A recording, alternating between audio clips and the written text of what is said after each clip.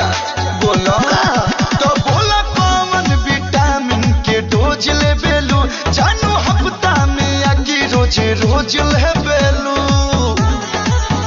भैलू पियावा के घरे जाके गो राजा जी के तू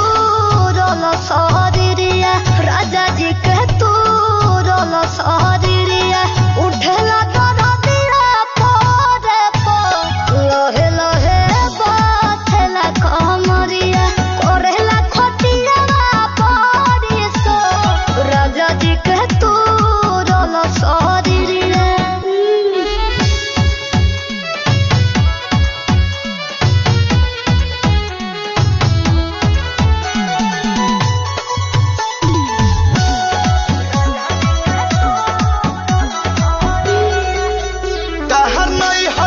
जान बड़ी न खड़ा रहे हमर सोने जवानी तहर खड़ा रहे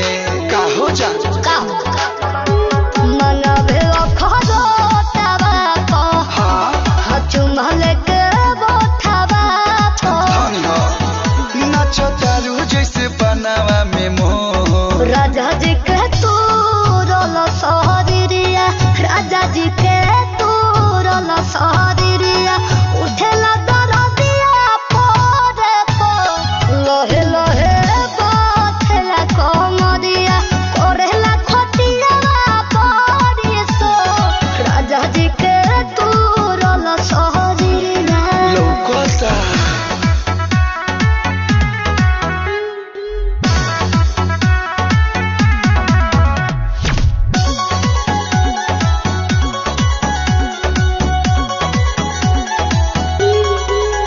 रोजो सोइया के सोने तू सेज करे लुकिया तवारो के प्यार पर हेज करेलू खुल के बोला सुनो जवन मजा पिया